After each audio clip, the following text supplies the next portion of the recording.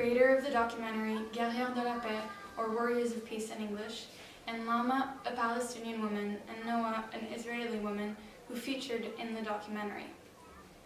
The documentary follows Women Wage Peace, an Israeli-Palestinian civil society movement with thousands of Jewish, Muslim, and Christian women, religious and secular, from diverse political backgrounds, initiated by United Women calling for a joint agreement to end the conflict in the region.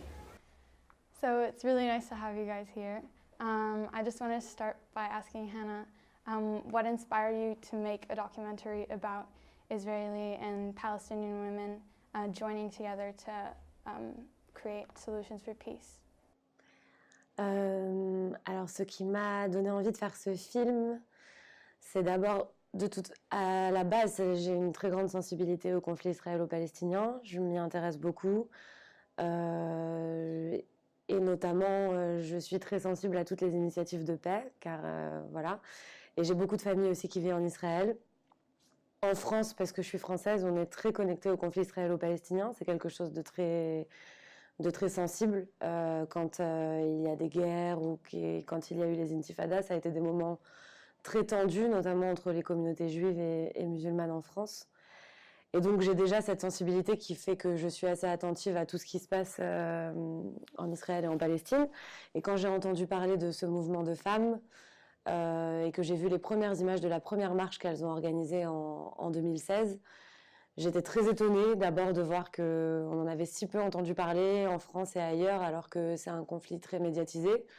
Et que des initiatives comme celle-là ne soient pas relayées, ça m'a surprise. Et donc, je me suis dit qu'il fallait absolument raconter cette histoire, aller rencontrer ces femmes et mettre la lumière sur ce qu'elles étaient en train de créer et de vivre ensemble.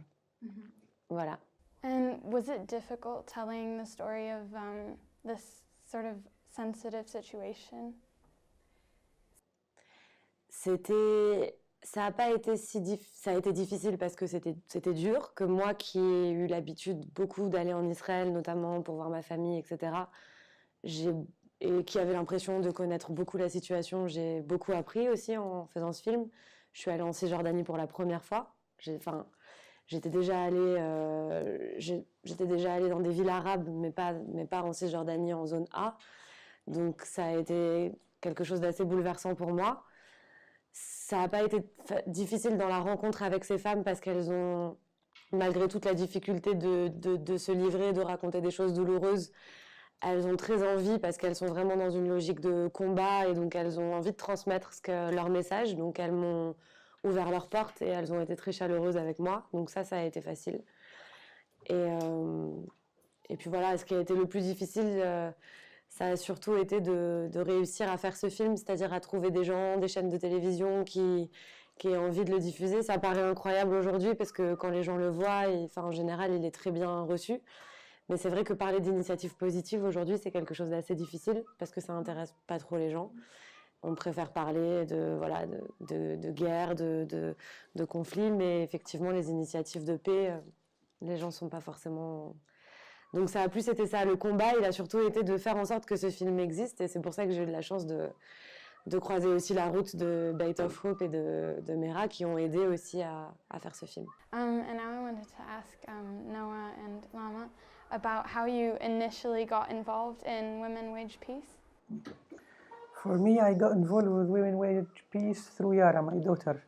She became friends with Noah. And then they wanted to introduce us to, Yara wanted me to meet Noah's mother, Iris.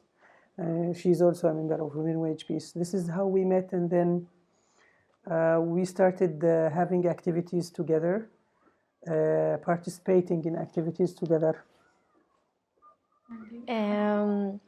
So in the last 2 years of high school, I was studying in international school in Italy. I got a scholarship to study there. It's like a school like here with many nationalities in order to work for peace and better understanding.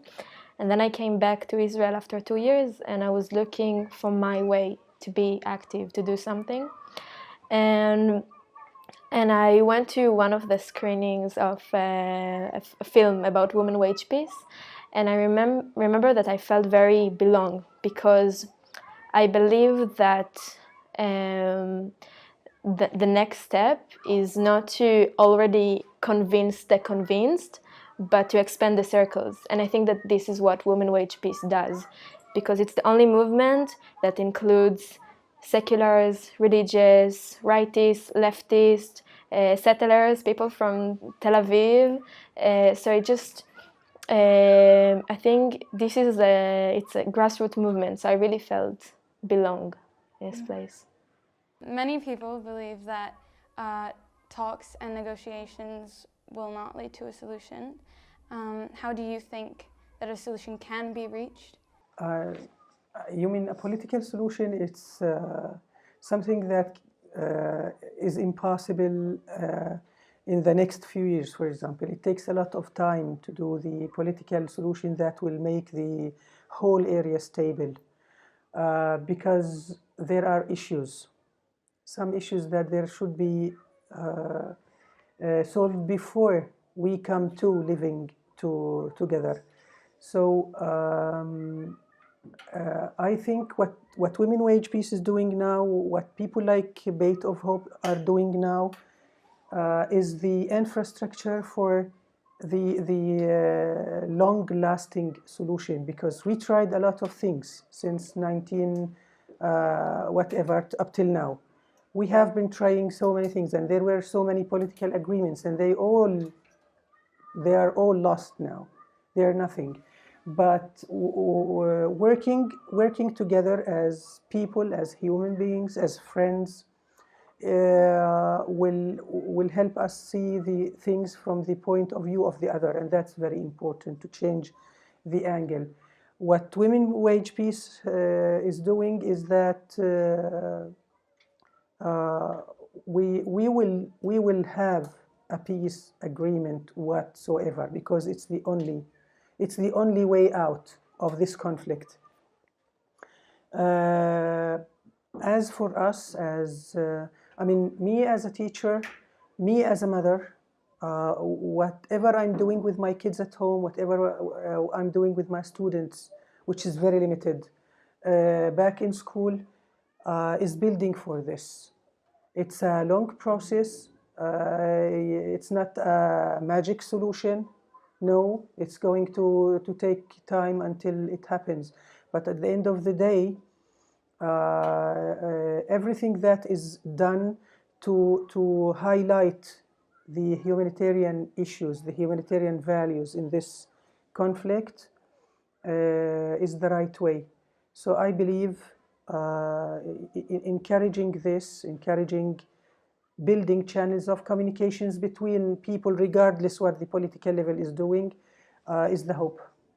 How do you see your role as an artist in helping to solve the conflict? Je pense que le rôle qu'on a, en tout cas en tant que journaliste, réalisateur, il est justement, je pense qu'on a une responsabilité sur ce qu'on montre et ce qu'on décide de montrer et de mettre en valeur. Je pense que quand on passe son temps à mettre la lumière sur des choses qui créent plus de conflits, plus de tensions, plus de haine, on participe négativement finalement Et moi, si j'ai eu envie d'être journaliste à la base et maintenant plus réalisatrice, c'est avant tout par engagement personnel et parce que j'avais envie de relayer des initiatives comme celle-là. J'avais envie de mettre la lumière sur justement des femmes comme elle, que je trouve juste...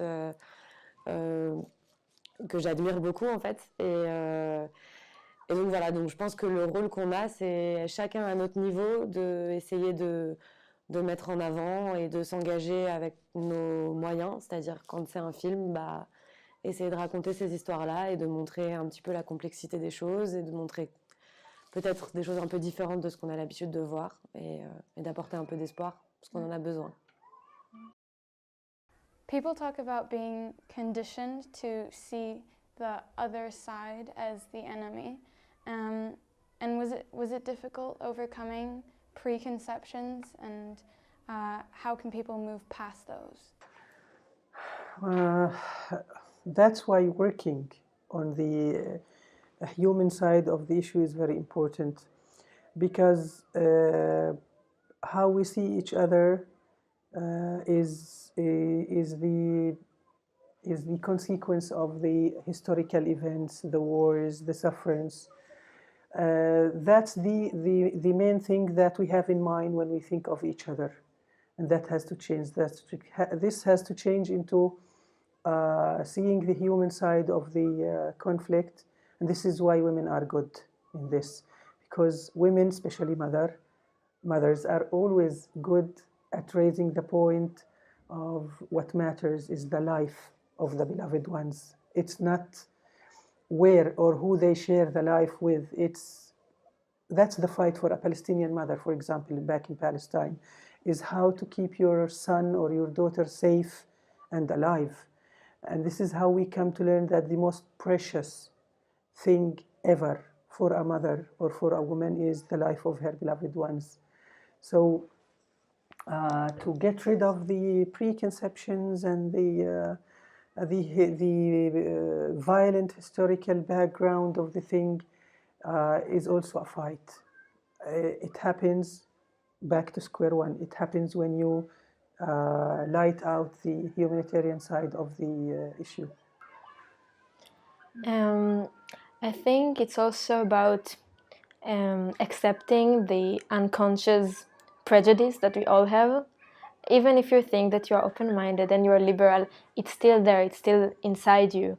And I think, even for me, and I will be super honest, that before I got to know I had any personal connection or interaction with Israeli Arab or a Palestinian, I went on a bus and I saw a woman with hijab, and I felt tension in my body and I couldn't control it, even if I thought that I'm so open.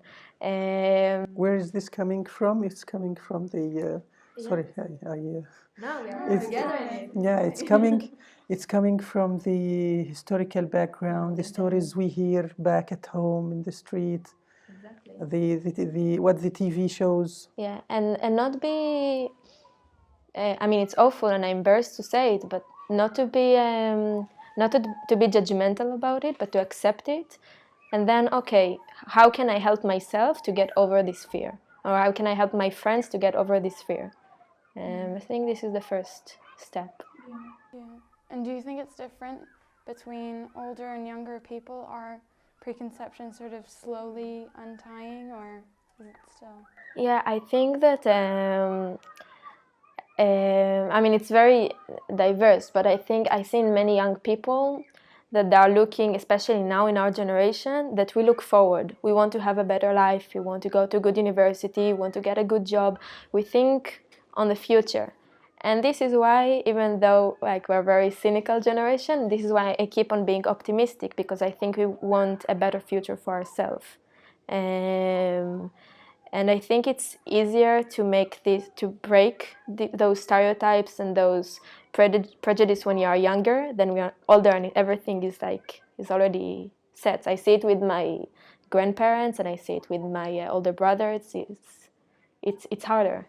The documentary talks about how engaging in activism for peace is seen as treason or normalization. How much does this hinder the efforts towards peace? A lot. It's actually one of the biggest obstacles. Is the conceptions. If you have friends in Israel, that's normalization, because you cannot be friends with someone who killed your son's neighbor, for example, because things are always seen from one angle, and that's the problem. It's also giving us a difficult time as Palestinian women if we want to participate in anything like the march you watched in the movie. I followed all the comments on Facebook after the Facebook post, after the Facebook just posted it. The criticism, the bad words, the life-threatening statements were there all over Facebook by Palestinians. against women who went out for the march, because what you're doing is normalization. You're giving legitimacy to the, as Palestinian women participating in this, you're giving legitimacy to the occupation, and that is a taboo. That's a red line. If you give, if occupation is beautified like this, then our case is lost. And it's the same thing on the, I read Hebrew and I understand Hebrew, so I went to the comments. I always go to the comments on a Facebook post, for example, that has to do with the conflict. I see both points of view, and unfortunately, the most rigid people are the most religious people on both sides. Their points of view are very much alike. The worst criticism comes from religious people on the Palestinian side, and from, I don't know their backgrounds, but they, in the Facebook pictures, they looked religious, or they live in Jerusalem. This is where the most religious people live in Israel. So it's a major obstacle, and we also get a lot of criticism from the political level. You're meddling. What you're doing is doing bad to the Palestinian cause. And what do you think that you're going to create a new leadership? You know what will happen to new leaderships. So don't do it. Don't take further steps. And if we want, as women in Palestine, for example, to have a political body, to have a saying in what's going on, it's almost impossible because of this. Because as long as you're doing what you're doing without affecting the political level and without trying to create a replacement of the leadership, you're okay. So it's a big obstacle. The concepts. But I think that it's also an opportunity, like the discussions about traitors and about normalizations.